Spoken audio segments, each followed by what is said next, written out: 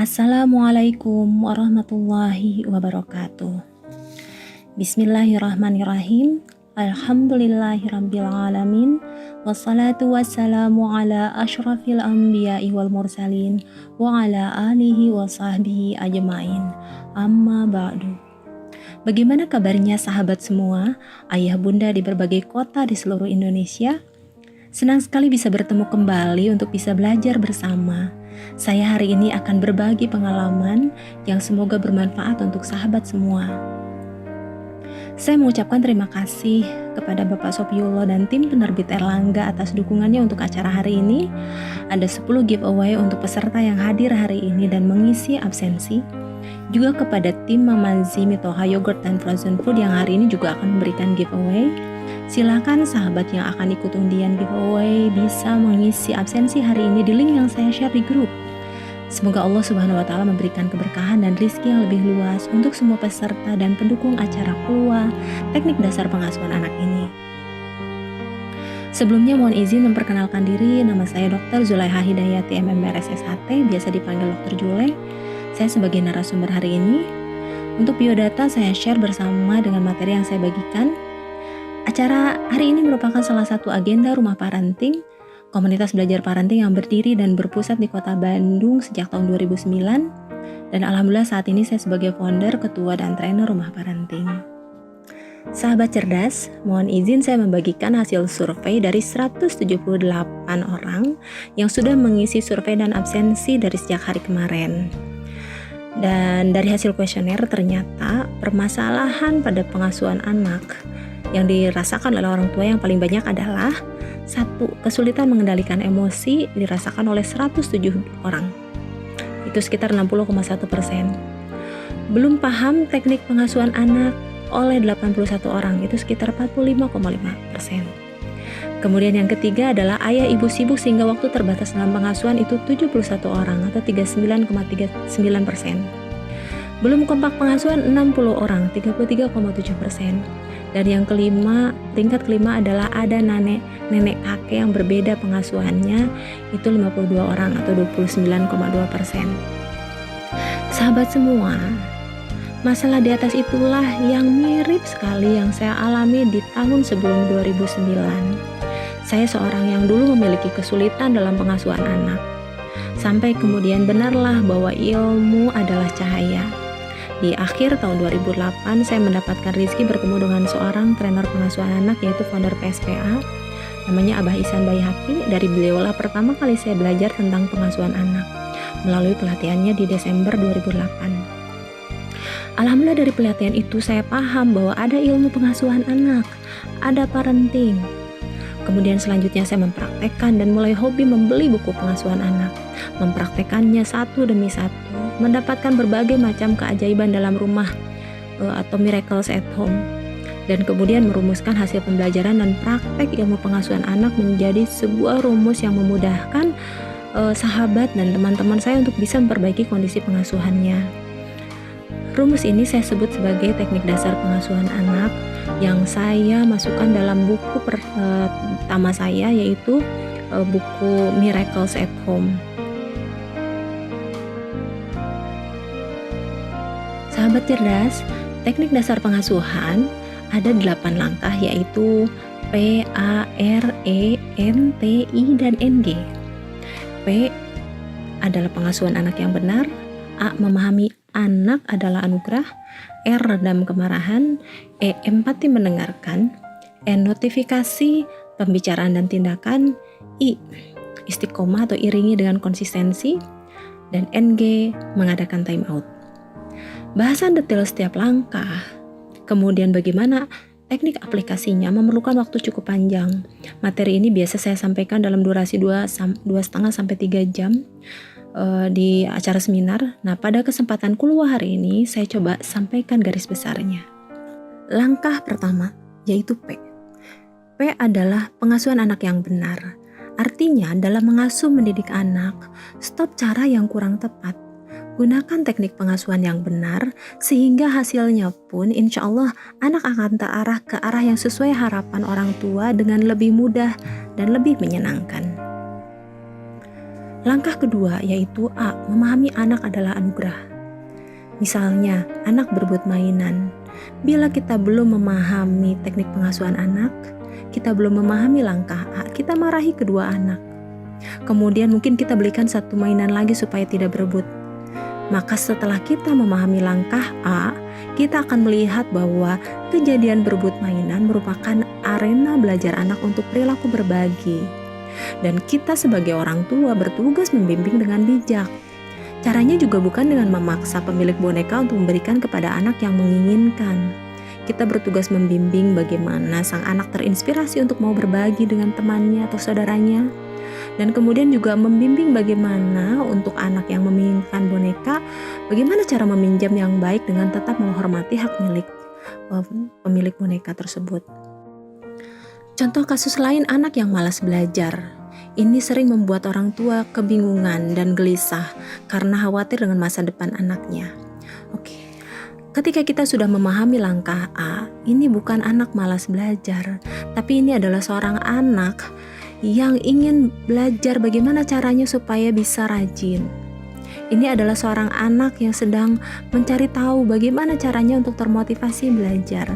Dan ini merupakan ladang belajar orang tuanya, ladang pahala untuk orang tuanya untuk menjadi pribadi yang bisa membimbing anaknya untuk termotivasi belajar. Selanjutnya langkah 3. Langkah 3 adalah R, yaitu redam kemarahan. Menurut teori otak triun dari Dave Meyer, otak terdiri dari 3 bagian utama yang terdiri dari otak neokorteks yang merupakan area untuk berpikir, analitik, dan memutuskan. Area kedua adalah sistem limbik, ini untuk mengatur emosi, dan area ketiga adalah otak reptil yang aktif bila ada ancaman. Otak ini berfungsi untuk pertahanan bila ada sesuatu yang mengancam keamanan orang tersebut.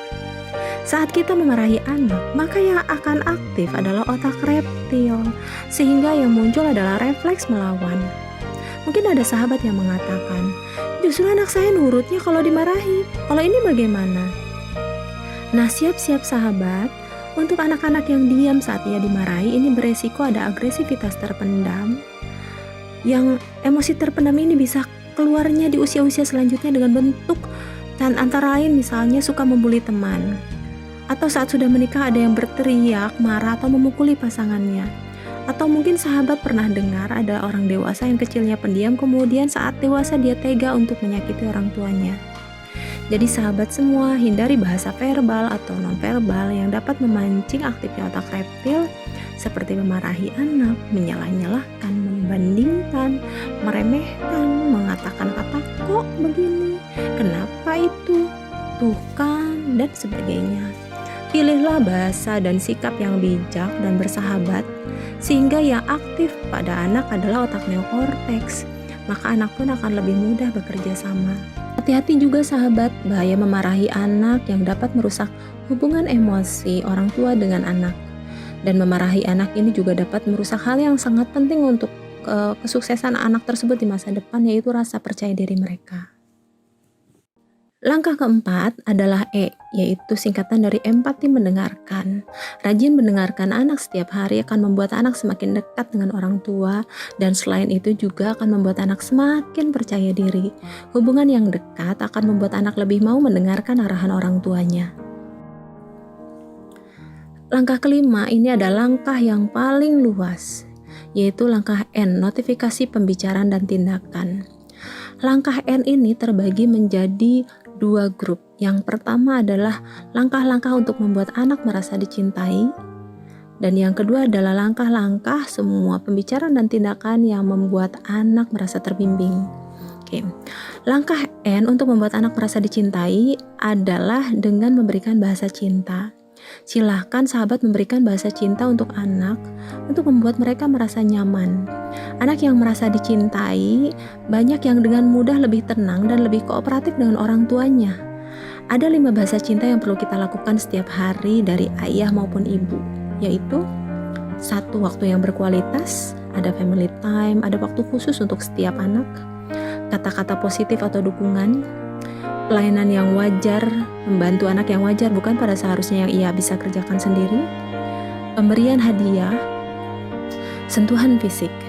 Nah, ini lihat ayah bunda menyentuh anak, menggendong anak adalah mengisi tangki cinta mereka.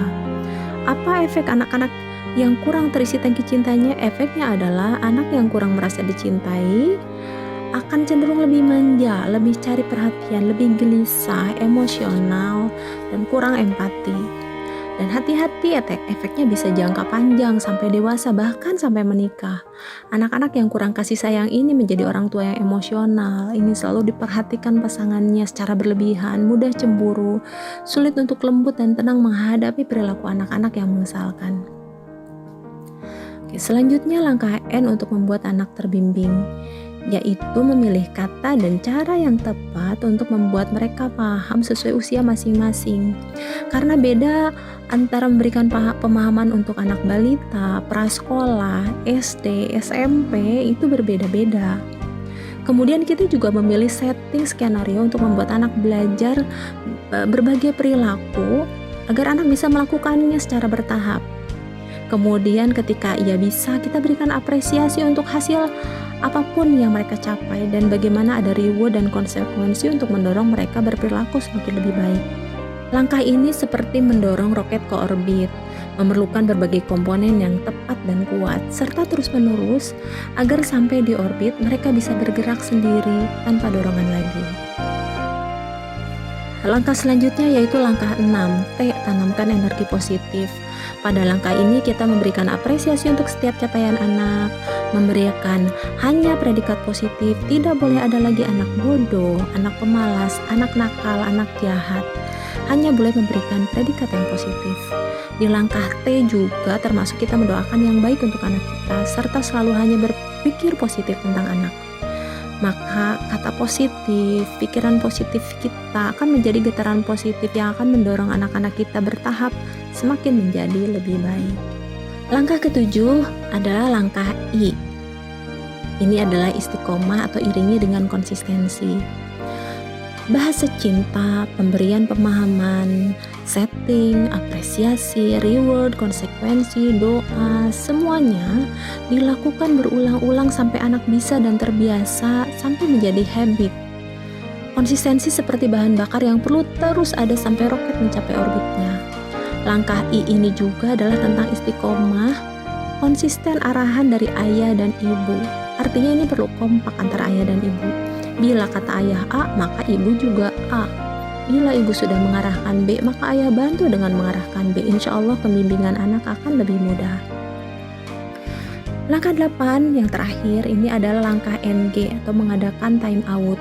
Langkah ini dilaksanakan khusus untuk anak yang emosi berlebihan yang sulit ditenangkan dengan cara lain. Juga untuk perilaku buruk yang sulit dihentikan dengan cara lain. Juga saat kita emosi, kita bisa mengadakan time out untuk kita sendiri. Sahabat cerdas, semua langkah 1-8 saya urai lengkap dan jelas di buku Smart Parenting Mendidik Anak Berkarakter Unggul, termasuk bagaimana aplikasinya pada berbagai macam permasalahan anak. Insya Allah rumus ini dapat diaplikasikan untuk 1001 permasalahan anak. Juga bisa diaplikasikan untuk orang dengan berbagai usia dengan penyesuaian langkah di langkah A dan N. Khusus untuk langkah time out dan langkah N, untuk membimbing saya banyak bahas detail di buku kedua, yaitu time out dalam parenting. Jadi buku time out merupakan lanjutan dari buku Smart Parenting Mendidik Anak Berkarakter Unggul.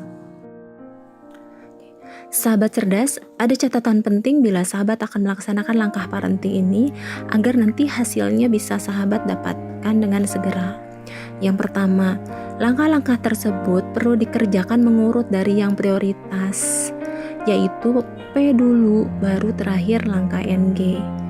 Bangun kedekatan dengan langkah R, E, dan N bahasa cinta itu dilakukan terlebih dahulu sebelum melakukan pembimbingan dan proses koreksi. Membangun kedekatan dengan anak itu lebih utama sebelum kita melakukan berbagai macam arahan, pemahaman, dan latihan. Langkah-langkah, 8 langkah tadi juga perlu dikerjakan dengan lengkap dan utuh di setiap permasalahan pembentukan perilaku anak. Kemudian yang kedua, mengerjakan langkah ini memerlukan hati yang penuh cinta. Maka bila orang tua merasa ada problem inner child atau emosi masa kecil yang belum selesai dan suka mengganggu, Atau ada emosi-emosi negatif masa kini yang membuat sahabat sulit untuk bisa selalu tenang dan damai dalam menghadapi anak-anak? Silahkan terapi dulu emosi tersebut. Saya sengaja mengambil sebuah pelatihan terapi emosi negatif, yaitu pelatihan SAFE pada tahun 2017, dan mengambil lisensi untuk menjadi trainer SAFE karena saya paham bahwa dalam pemberian materi parenting ini, orang tua memerlukan sebuah teknik pengendalian